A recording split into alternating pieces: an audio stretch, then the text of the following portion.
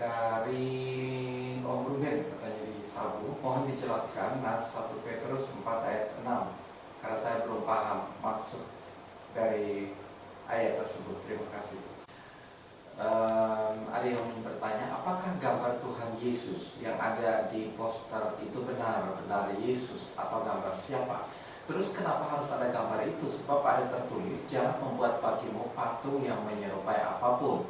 Tolong bantu saya untuk memahami hal ini, Pak. Terima kasih.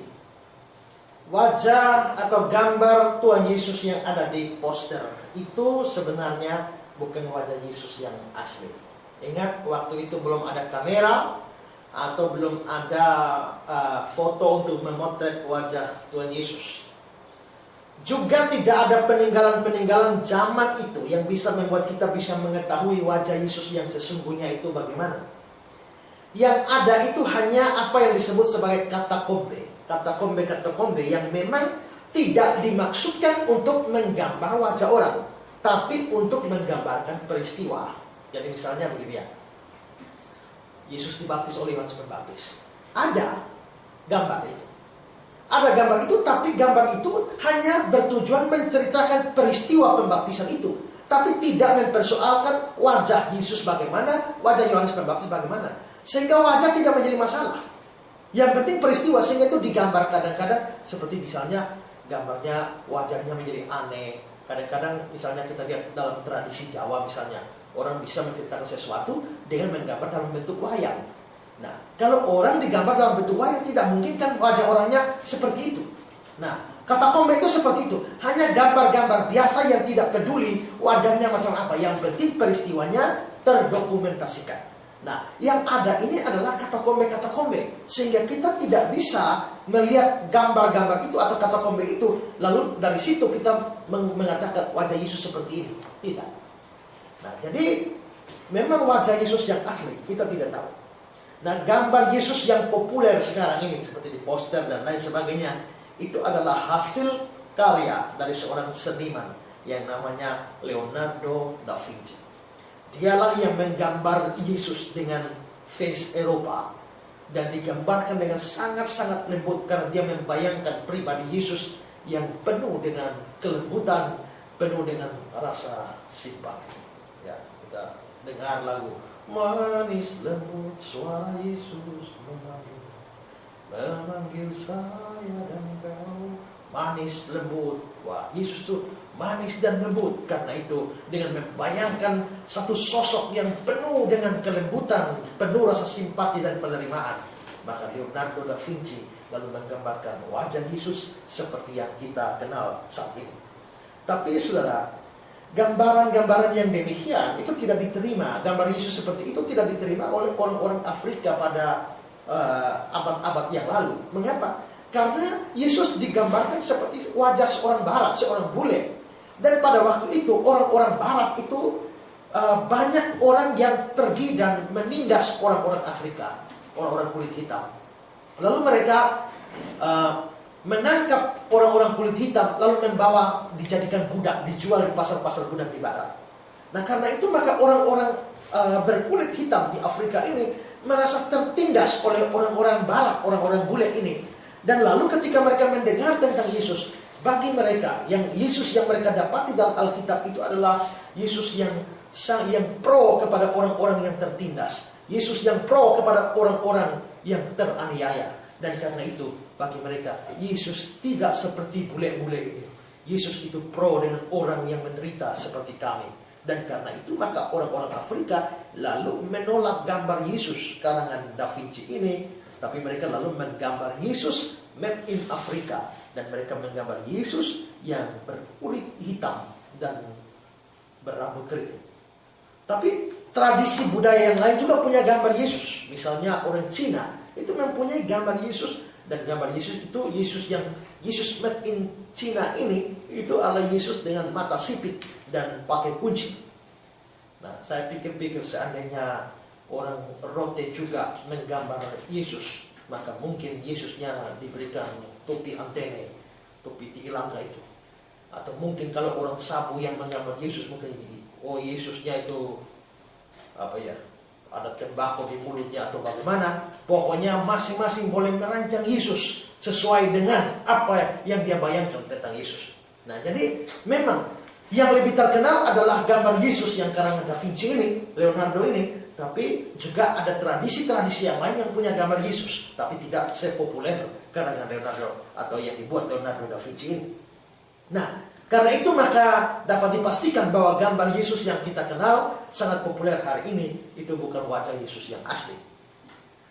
Nah, kalau memang begitu, bagaimana dengan orang-orang tertentu yang kadang-kadang berdoa mengaku mendapatkan penglihatan, yang mereka lihat bertemu dengan Yesus yang wajahnya seperti yang diposter, atau orang-orang tertentu yang mungkin mendapatkan semacam mimpi-mimpi dan mereka dalam mimpi itu bertemu dengan Yesus yang persis seperti yang ada di dalam poster.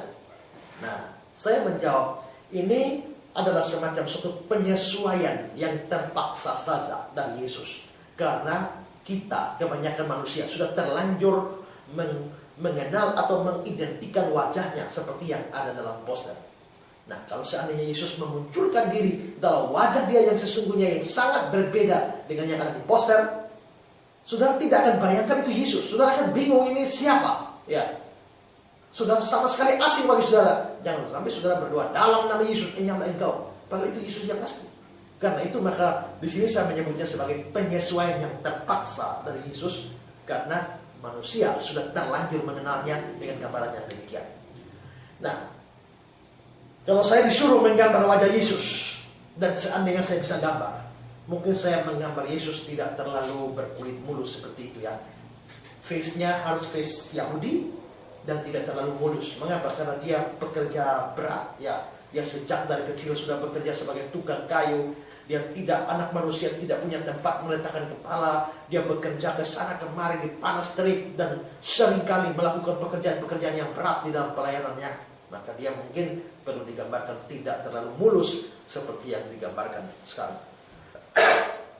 Di dalam Yesaya 53 ayat 2 dikatakan, sebagai taruk, ini nubuatan tentang Yesus, sebagai taruk ia tumbuh di hadapan Tuhan, dan sebagai tunas dari tanah kering.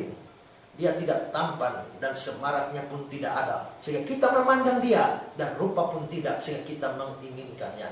Di sini dibilang, ini bicara tentang Yesus, tapi dibilang ia tidak tampan dan semaraknya pun tidak ada.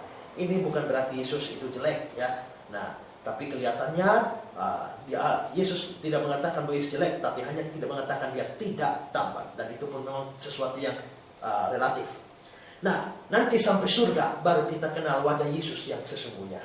Paulus bicara dalam 1 Korintus 13 ayat 12. Karena sekarang kita melihat dalam cermin suatu gambaran yang samar-samar, tapi nanti kita akan melihat muka dengan muka. Sekarang aku hanya mengenal dia dengan tidak sempurna, tapi nanti aku mengenalnya dengan sempurna seperti aku sendiri dikenal. Kita di surga nanti melihat dia muka dengan muka. Ada satu lagu yang saya ingat waktu saya kecil. Saya rindu bertemu dengan Yesus, saya rindu memandang wajahnya.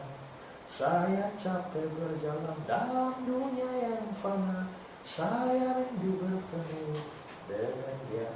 Saya rindu bertemu dengan Yesus, saya rindu memandang wajahnya. Itu nanti sampai surga baru kita bisa memandang.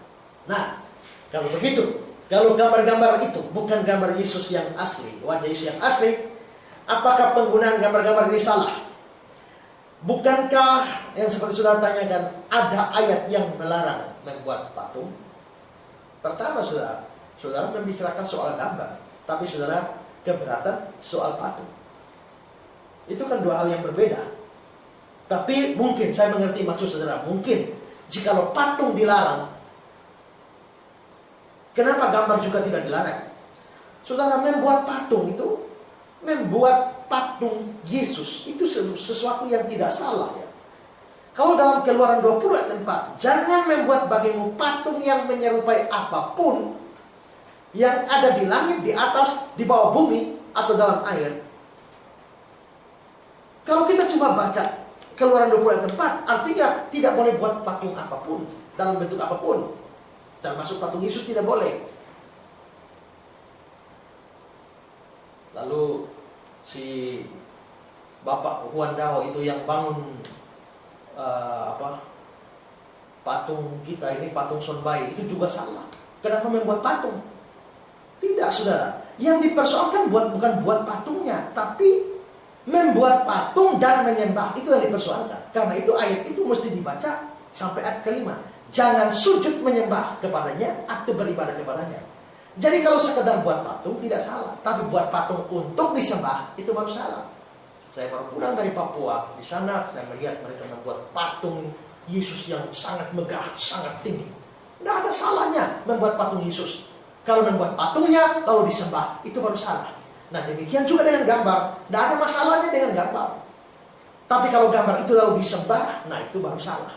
Jadi patung dan gambar, menurut saya asal kita mengerti penggunaannya, menurut saya tidak ada soal. Kita mengerti bahwa itu hanya patung, kita mengerti bahwa itu hanya gambar, dan kita tidak merasa perlu menyembah atau tidak menganggapnya sebagai sesuatu yang suci, sesuatu yang sakral, di mana kita sujud menyembah kepadanya. Maka sepanjang pengertiannya seperti itu, menurut saya tidak ada soal membuat patung atau gambar apapun, termasuk patung dan gambar Tuhan Yesus.